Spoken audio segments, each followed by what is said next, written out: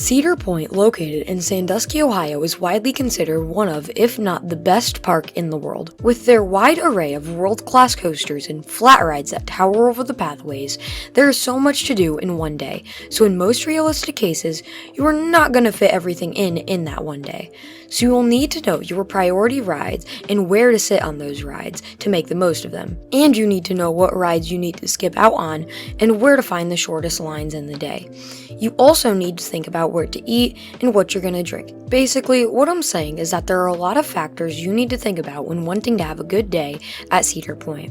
And so today, what I wanted to do was go over how to have the best day possible at America's Rockin' Roller Coaster.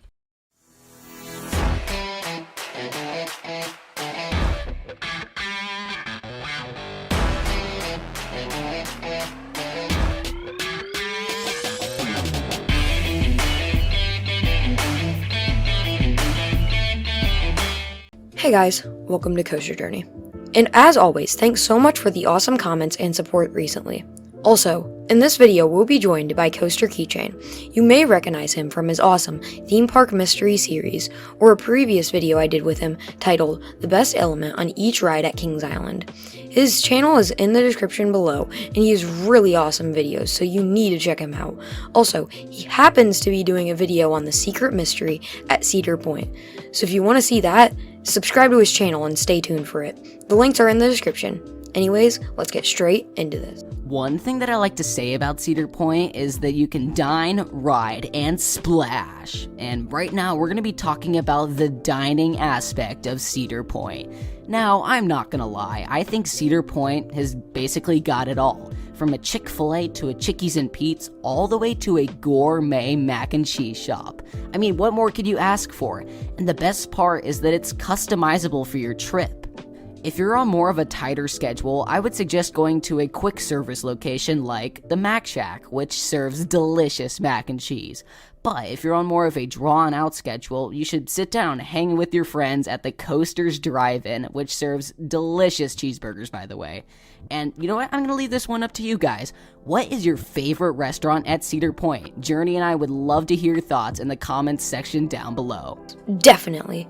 Now, if you prefer more familiar places, Cedar Point boasts a Subway, Chick-fil-A, and Panda Express. Now personally, what I would do for you is head to Frontier Town first, ride stuff like Steel Vengeance and Maverick, and then when lunchtime hits, go to Chick-fil-A.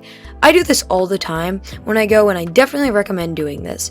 If you're chicken tenders or burgers kind of guy, definitely check out the Corral for their amazing chicken tenders located right next to Raptor, or Johnny Rockets for their amazing classic cheeseburgers. And if you're a barbecue kind of guy, check out Backbeat Q located by Gemini and Magnum XL 200. There are also multiple food stands located around the park that sell things like corn dogs and fries. The fresh cut fry stands are phenomenal, so if you see one and have an appetite, definitely try some. Now, food is expensive, and so what I would recommend doing to save money and know how much you're going to spend before going to the park is to get the all-day dining pass. This $31.99 pass lets you get an entree and a side at almost any restaurant in the park, and best of all, you can do this every 90 minutes. And something I can't leave out when talking about Cedar Point dining is the drink pass. The $14 drink pass allows you to get any soft drink every 15 minutes, and you could choose whether to get a souvenir bottle or a new cup at every station. Definitely avoid souvenir bottles though, as it can cause a hassle when you want to ride. Even though Cedar Point is the roller coaster capital of the world, there's a couple of coasters that you might want to skip out on if you're trying to maximize your trip. And these coasters are Corkscrew, Iron Dragon, Wilderness Run, Woodstock Express, Cedar Creek Mine Ride, and possibly Rougarou. The exception with Rougarou is that it's right next to Millie. You can just ride it right after you're done with Millie.